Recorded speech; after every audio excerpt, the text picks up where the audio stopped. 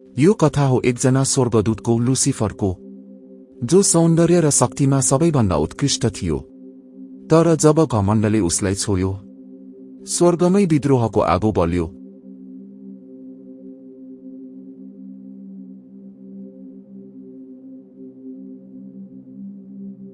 मैले तिमीलाई स्वर्गदूतहरूको बीचमा अद्वितीय बुद्धि र सौन्दर्यले सिर्जना गरे।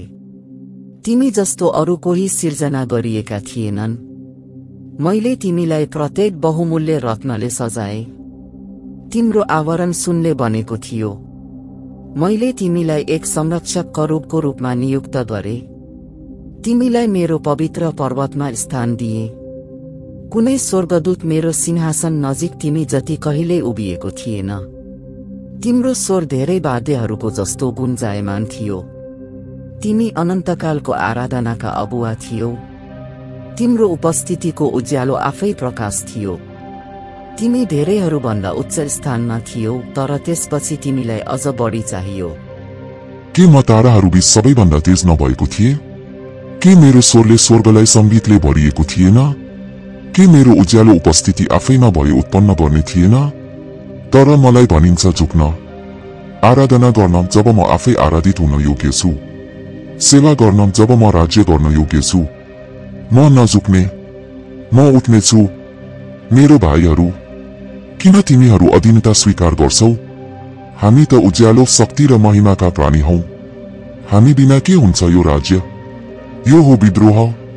तिमीहरूको कमजोरी नै मेरो लागि विश्वासघात हो।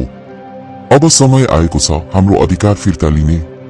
सेवा होइन शासन गर्ने, आज्ञा होइन आज्ञा दिने, झुक्ने होइन उठ्ने।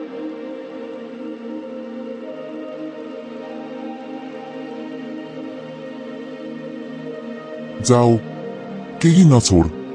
मन्दिरहरू भत्काइदेऊ। तिमीहरूका सुनका खम्बाहरू ढाल।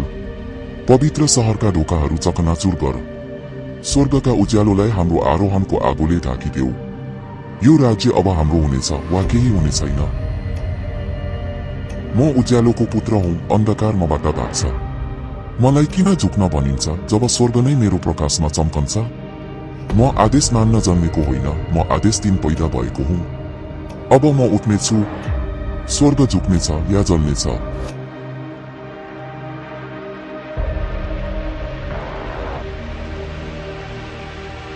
माइकल, मसँग आऊ। हामी मिलेर स्वर्गमा शासन गर्नेछौँ र स्वर्ग आफै हामीलाई निहुराउनेछ। तिम्रो घमण्डले तिमीलाई अन्धो बनाएको छ। तिमी त्यस्तो सिंहासन खोज्दैछौ जुन तिम्रो होइन। म तिमीलाई साथ दिदिन।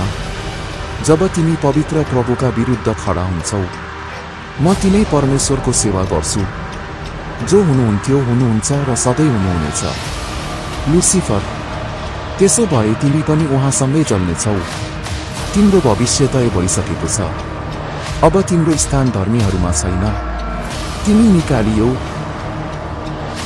यदि तपाईहरूलाई यो स्टोरी मन पराउनु भयो भने लाइक, शेयर एन्ड सब्स्क्राइब गर्नु नबिर्सनुहोला। तपाईहरूको सपोर्टले मलाई अझै रोमाञ्चित स्टोरी बनाउनु प्रोत्साहन मिल्दछ।